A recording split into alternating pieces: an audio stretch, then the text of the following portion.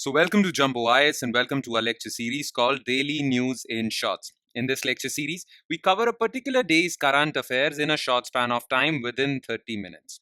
Look, we all know that current affairs are very important for civil services examination and you need to cover current affairs on a daily basis. But the problem is that you can't spend your entire day just reading the newspaper or covering that day's current affairs. Therefore, to help you guys out, we will be covering an entire day's current affairs within 30 minutes. Okay, in a short span of time within 30 minutes, so that your entire day is freed up to do whatever you want to do, to study whatever you want to study. Okay, as far as current affairs are concerned, you don't have to worry about them at all, provided you have spent the necessary 30 minutes, okay, watching this lecture, by the way. Now the thing is, just watching this lecture would be job half done. Now what do you need to do more? The thing is, just after watching this lecture, you need to revise this lecture as well. All right. Revision is very important if you really want to remember these current affairs for longer periods of time, or else you'll quickly forget them. You'll forget these current affairs in a couple of days. Now, where can you revise these current affairs? Well, you can revise these current affairs from our notes, and these notes shall be provided on our Telegram channel. Now, the link to our Telegram channel is provided in the comment section below. So all you have to do is just click on that link. It will take you to our Telegram channel, and from there, you have to spend 20 to 25 minutes on these notes. All right. Now, 30 minutes of watching this lecture and 20 to 25 minutes of revising this lecture, and in about 50 minutes time, you are done for the day. As far as current affairs are concerned, you don't have to worry about them at all. Your entire day is freed up. All right. Okay. Enough of the introduction. Now let's straight away jump into the lecture. Let's first take a look at the topics we shall cover in today's lecture. So here's a list of today's topics. So in total, we'll be covering 5 topics, okay? Because these were the only 5 topics that are important from the perspective of civil services examination. Now, number 1 topic is RBI Cuts Cash Reserve Ratio, CRR. As you all know that every 2 months, RBI's committee called Monetary Policy Committee comes out with a monetary policy. Now, in that monetary policy, RBI has decided to keep its repo rate unchanged, whereas RBI decided to reduce its CRR. Now, what were the reasons behind this move by RBI's MPC? We'll talk about this. Then, recently, Oxford University praised India's PRAGATI platform for implementing infrastructure projects. So, what is PRAGATI platform? That was designed to digitally monitor all the infrastructure projects. We'll talk about this. Then, recently, Government of India has launched 100 days TB elimination campaign. Okay, as you all know that India has decided to completely eliminate TB from India by 2025, TB Mukt Bharat. So for that, the last ditch effort made by India would be this 100-day TB elimination campaign. So we'll talk about this.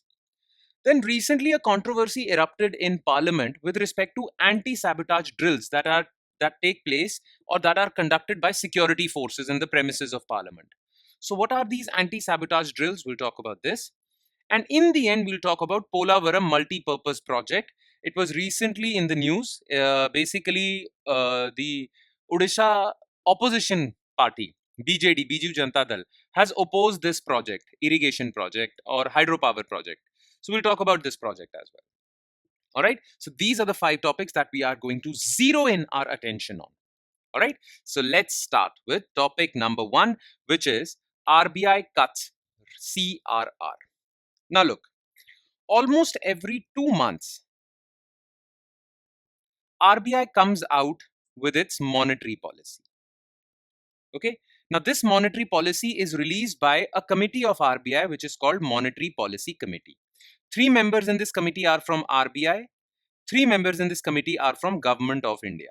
Okay. And the chairman of this committee is RBI Governor. All right. Now every 2 months, this MPC comes out with monetary policy. And what is this monetary policy? Okay. Through monetary policy, RBI decides to either increase money supply or decrease money supply of money in India, how much money India should have. Okay. So through monetary policy, every 2 months, MPC decides whether to increase India's money supply or decrease money supply. Okay. Now, increasing money supply has an advantage of boosting India's GDP, but it also has a disadvantage of inflation. Right? Quite the opposite in case of decreasing money supply. It has a disadvantage of suppressing our GDP, but it has an advantage of decreasing inflation. So if you want to control inflation, you decrease money supply. If you want to boost GDP, you increase money supply. All right. Now, money supply can be controlled through interest rates. Okay. Now, RBI with every monetary policy comes out with a announcement regarding repo rate. When you reduce repo rate, money supply increases. That means GDP may rise, inflation may rise. When RBI increases repo rate, money supply declines, GDP will fall, and inflation will also fall. Okay. Now, what has RBI done this time? You understood the background now? Okay. Now the background is clear to you. Now let's talk what RBI decided. So in its monetary policy committee announcement, RBI said that it is going to keep repo rate unchanged. Okay. So neither increase money supply, neither nor decrease money supply. All right. But side by side, RBI said that as far as cash reserve ratio is concerned, CRR is concerned, that will be decreased by 50 basis points. Okay. Now, what is 50 basis points? Basically, in RBI's terminology or banking terminology, 50 basis points means 0.5%. 25 basis points means 0.25%.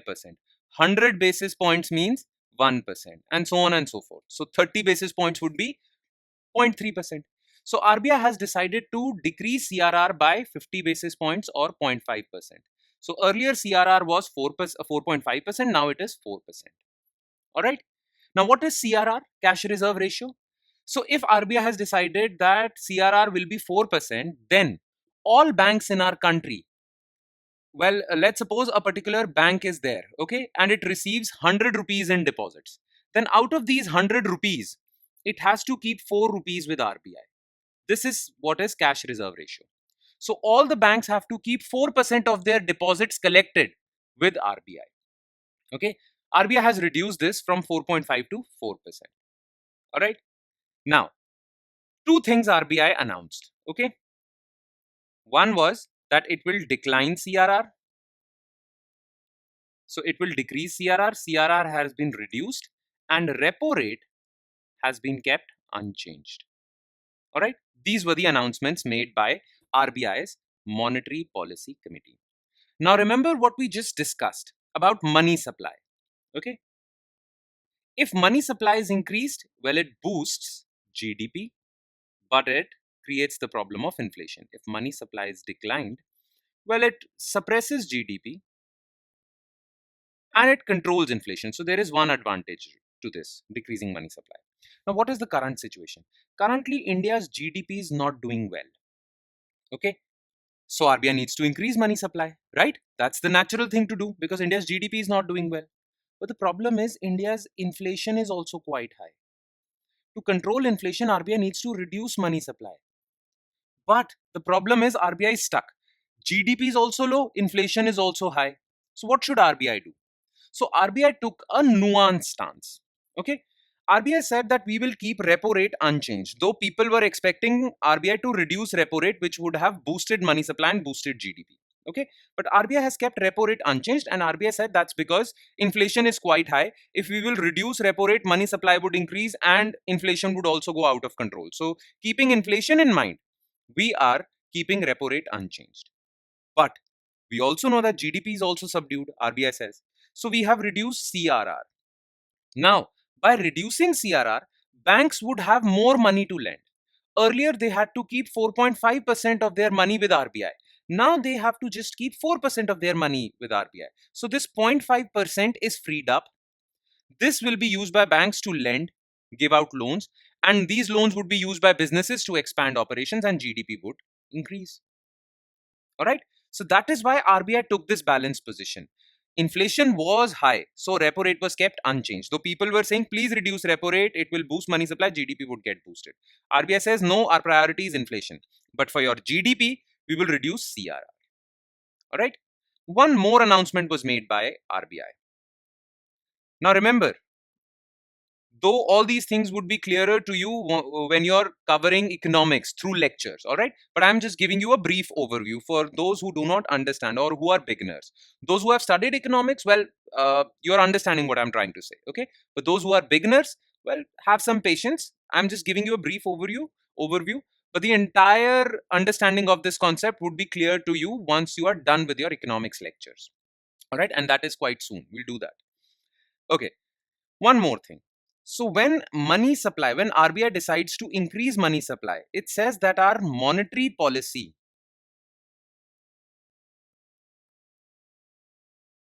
stance. So RBI says that our stance is accommodative. So when RBI says our stance is accommodative, it means it wants to increase money supply. Okay. When RBI says our stance is tight, well, that means it wants to reduce money supply. And when RBI says its stance is neutral, that means neither increase money supply nor decrease money supply. So currently what RBI has said, RBI says that our stance is neutral. People were asking RBI to make its stance accommodative because GDP is subdued, but RBI says that inflation is also problematic, so we are keeping our stance neutral. All right, this was in the news. All right, so the reasons I have explained to you, the reason why CRR was cut was because it would free up around 1.16 lakh crore in all the banks of the country that would be used for lending and spur economic growth. Repo rate was kept unchanged because if you reduce repo rate, then it would increase money supply and have a negative impact on inflation, and RBI wants to keep inflation under control, especially food inflation. All right. Plus, RBI has given its forecast also. RBI says that India's GDP looks a bit subdued and inflation looks high. So the current situation of low GDP and high inflation is going to sustain for some time. So that is some negative prediction by RBI, but that's the case. All right. I hope you understood the topic. If you did not, then please post your doubt in the comment section below. I'll be happy to answer those doubts. All right. Okay. Topic number 2, India's PRAGATI platform. So Oxford University said Business School, in collaboration with Gates Foundation, launched a case study examining India's PRAGATI platform. Now, what is this PRAGATI platform? It is a digital platform which monitors all the infrastructure projects of the country. And they say, Oxford University says, that this digital platform actually helped completion of 340 infrastructure projects which costed $205 billion. So basically, Oxford University has praised PRAGATI platform. This study by Oxford University was released in IIM Bangalore, and they reveal how digital governance initiatives can really boost infrastructure development. And Oxford University also said that this experiment by India should be learned by other developing countries of the world. Okay, so it's a big boost or big praises for India that are coming from Oxford University. Now, what is PRAGATI platform basically? So look, as you can see, Prime Minister Narendra Modi is talking to many senior officials through video conferencing, right? This is the PRAGATI platform. So PRAGATI platform is a platform through which PM Modi can monitor all infrastructure projects going on in the country. Okay. Now, he is connected through video conferencing to all the senior officials who are handling these infrastructure projects, whether that's state ministers, states level secretaries, central level secretaries, all of them. So PM Modi every month talks to these high officials through video conferencing on PRAGATI platform. So when he's talking to these officials on PRAGATI platform, the particular infrastructure project under discussion also flashes. Okay, and he asks questions. What is the status? How many days are left? How much money has been spent? How much the project is left? Right, and all these details are flashing on the screen of PM Modi, so no one can falsify information. Also, okay, all the data related to that infrastructure project, all the information related to that infrastructure project is there. So basically, PRAGATI platform has 3 technologies: digital data management, so all data is there; video conferencing is there; and you can see that infrastructure project on a 3D map, so geospatial technology. And Prime Minister Narendra Modi has made it a point that he talks to these high officials through video conferencing on PRAGATI platform every month. Because of this top-down leadership and top-down oversight, the projects get speed up. Okay, they are being implemented, and Oxford University says because of this, Infrastructure projects in India, which used to suffer from time delays, are not suffering from time delays anymore. Okay. So Pragati's full form is Proactive Governance and Timely Implementation. It was launched by Prime Minister Modi in 2015. It's a digital platform that combines leadership, all the leaders, okay, senior officials, with video conferencing, drone feeds, data management to enable oversight of critical infrastructure. So this platform allows transparency, okay, because through technology you have all the information of that infrastructure project, and it also instills accountability, because if an infrastructure project is not getting completed, Prime Minister Modi in his video conference can ask questions why, and the senior official cannot lie because all the data is available with him on his screen. So this is a digital innovation that India did, and it has really helped India. In fact, the report says that many long delayed projects like National Highway 8 in Maharashtra, Chenab Bridge in Jammu and Kashmir, Bogibeel Bridge in Assam. In fact, Chenab Bridge is now the world's highest rail bridge. All these got completed within 3 years of the launch of this platform. In fact, the success of this platform also enabled Indian government to launch other platforms for infrastructure, like Gati Shakti platform, which puts together all the central ministries and departments for infrastructure development. Then Parivesh platform. This platform allows environmental clearances. Okay, this platform basically provides one-stop solution for all the environmental clearances required for an infrastructure project. Okay, now getting approval for infrastructure projects takes around 70 to 75 days. Earlier, it used to take more than 2 years, or around 2 years, 600 days. Now, infrastructure is important because a study by RBI says that every rupee spent on infrastructure gives India's GDP a boost of 2.5 to 3.5 rupees. So if you're spending 1 crore rupees on infrastructure, then India's GDP rises by 2.5 crore to 3.5 crores. All right. In fact, Oxford University says that this digital approach should be replicated in other emerging economies, developing countries. India was awesome when it comes to infrastructure development because of its digital innovation like Pragati platform. Okay. So good publicity for India, basically. All right. Next is 100 days TB elimination campaign. Okay. So on December 7, Government of India launched 100-day TB elimination campaign in 347 high TB burden districts. So this program is launched in 347 districts. These 347 districts are selected on the basis of the number of TB patients it has. Okay. So if it has high TB patients, high number of TB patients, it is called high TB burden district. Now, the initiative set to be implemented in 33 states and UTs has been designed to enhance TB case detection. You see, in India, the reason why India has the highest burden of TB in the world is because most of the TB patients are not detected only. Okay, so early detection of TB cases is one of the objective of this campaign. Then reduce diagnostic delays. When you go for a TB test, sometimes it causes delays. There are delays in the report. Okay, that has to be reduced, and improve treatment outcomes. That you have put a person, TB patient, in a government hospital, the treatment outcome should be good. Okay, he should be treated well. So all these three things would be taken care of in the TB elimination campaign.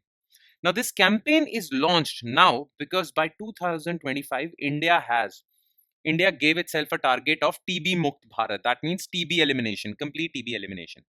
Earlier, India's target was 2030, but India advanced that target by 5 years and kept it 2025. Okay, so next year, India has to completely eliminate TB.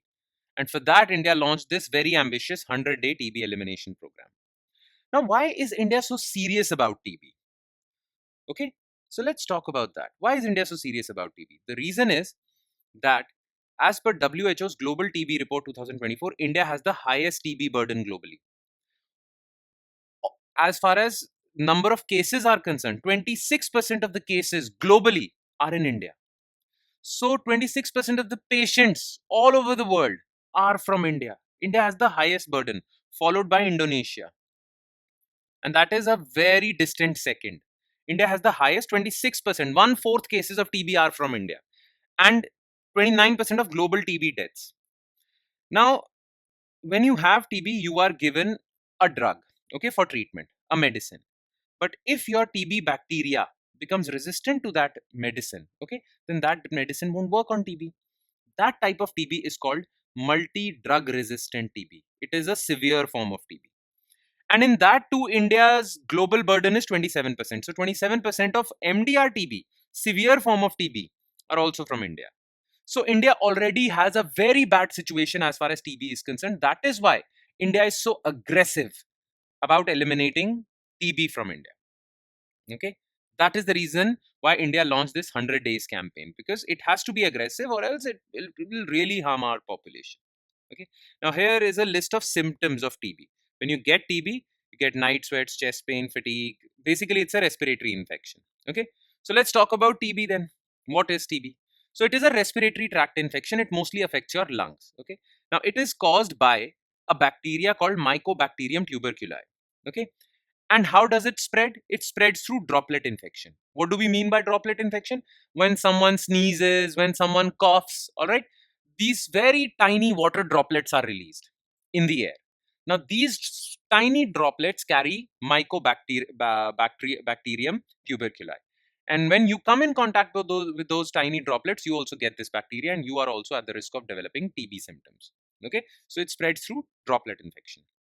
The good news is that TB is curable as well as preventable through a vaccine.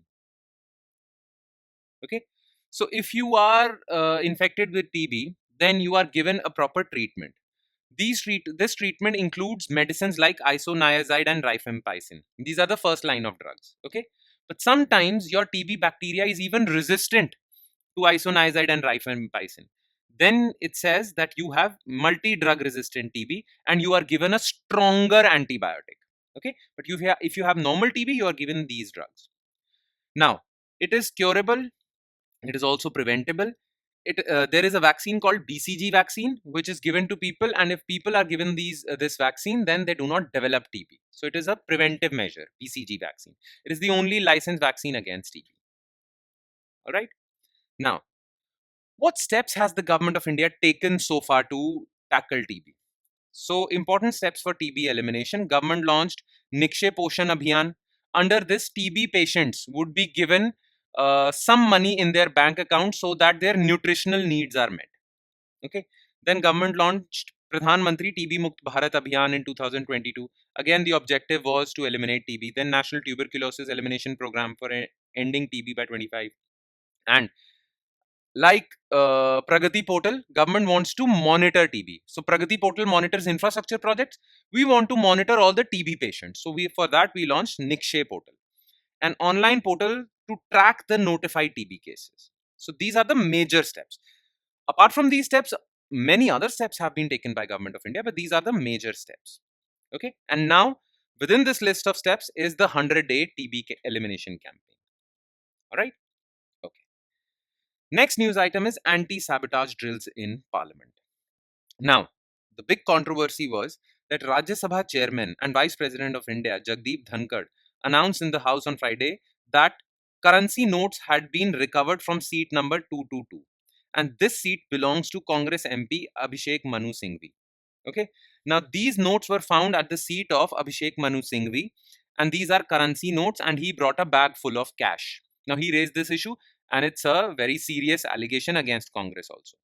Now, he says that this bag of cash was found during anti-sabotage drill conducted by security forces. So, in this topic, we will discuss anti-sabotage drill. We won't get into the politics of this matter, okay? That is politics. That is not none of our concern. Questions won't be asked whether Abhishek Manu Singhvi got this bag of cash, from where did he get this bag of cash. Questions won't be asked. Questions would be asked, what is this anti-sabotage drill, okay? So, anti-sabotage drill. So, anti-sabotage drills are conducted by anti-sabotage teams of Central Industrial Security Force, CISF. Okay, and what are these drills? They carry out checks. Okay, they check the entire premise of Lok Sabha, Rajya Sabha for every day when Parliament is in session. Every day during the first 3 hours of the day, they conduct searches. They have sniffer dogs, everything. They conduct searches. They examine each and every seat of the house. Okay, for 3 hours. Okay. The team looks for suspicious objects, signs of fresh human intervention, area of duty, broadly anything that is unusual, because parliamentary security and security of parliamentarians is of prime importance. Now, It was recently only that CISF was given this task of parliamentary security. Before that, these anti-sabotage drills were conducted by three agencies: CRPF, Central Reserve Police Force, Delhi Police, and Parliament's own security called Parliament Security Services, PSS. They were given this task of conducting anti-sabotage drills. But since 2024, May of 2024, this task has been given to CISF alone. And the security functions of these three agencies have been taken away. Now CISF is, for the major part, CISF is responsible for security of parliament. Okay. Now, CISF and parliament security. CISF took over all counter-terrorism and anti-sabotage security duties at the parliament complex in May 2024 after around 1400 personnel of CRPF were withdrawn. And the reason for withdrawal was basically what happened was someone entered the premises of the parliament and jumped towards the well of the house. It was a big thing. It was a big security breach in December 2023.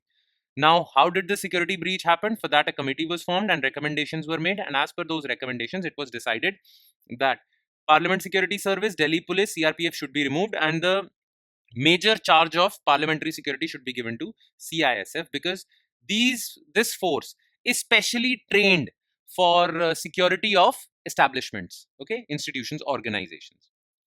CRPF and Delhi Police have now been pulled out of the complex, and PSS staff have been redeployed to administrative work. Okay, the trigger for the change was a serious breach of security that took place at the complex on December 13, 2023. Now, what is CISF? You need to have some information about CISF also. So it is a part of CAPF, Central Armed Police Forces. So there are 7 agencies under CAPF. All of them function under Ministry of Home Affairs. Okay, they include Assam Rifles, BSF, CRPF, CISF, okay, Sashastra Seema Bal, ITBP, and NSG. All these 7 forces are CAPF, Central Armed Police Forces, and they come under MHA, okay, Ministry of Home Affairs. CISF was established through an Act of Parliament in 1969. It is the CISF security umbrella includes India's most critical infrastructure, nuclear facilities, airports. So the security personnel you see at airports are the CISF Jawans. Okay, seaports, power plants, and now Parliament also. All right, that would be all. And our last topic of the day is Polavaram Multipurpose Project. So as you can see, location is very important. The news is not that important, but location of Polavaram project is important. Questions or MCQs might be asked from that. Okay. So Polavaram project is basically a project that would that is a dam built around Godavari river and would be used for providing irrigation water, hydropower, and transferring water from Godavari to Krishna river also. Okay. So recently, Biju Janata Dal, opposition party of Odisha Assembly, BJD, has renewed its protest against development of Polavaram multipurpose project in Andhra Pradesh. So remember, Polavaram is in Andhra Pradesh. And they have raised some concerns that it would lead to submergence of land in Odisha. So that is why BJD is opposing it. Now, the project is an interstate project on river Godavari, which was conceived in 1980 as a part of recommendations of Godavari Water Disputes Tribunal. Currently, this project is considered a project of national importance. Central government declared it a national project, gave it a national project status. Okay, so it's a very important project, and that is why it is important for you to remember this also. Now, what is this project? So it is a big dam, and it aims to gather water to develop irrigation facilities in the nearby region, hydroelectricity, and provide drinking water facilities in East Godavari district, Vishakhapatnam, West Godavari district, and Krishna districts of Andhra Pradesh. The project will also transfer surplus water in Godavari river to deficient areas of Krishna river. So it is a river interlinking project as well. Okay. Now this water that would be dammed on Godavari river will be shared between Andhra Pradesh, Karnataka, and Maharashtra. Okay, because Krishna river also flows through Maharashtra. Right. So this is the project. But like I said before, location is important. So remember, it's in Andhra Pradesh. Okay, not even Telangana, Andhra Pradesh. All right. And with that, we conclude today's current affairs. Thank you so much for watching, everyone. And please do not forget to revise. This is very important if you really are serious about these current affairs and you really want to remember them. Please spend another 20 to 25 minutes revising them. All right? Okay. On that note, I'll be signing off. Thank you so much, everyone.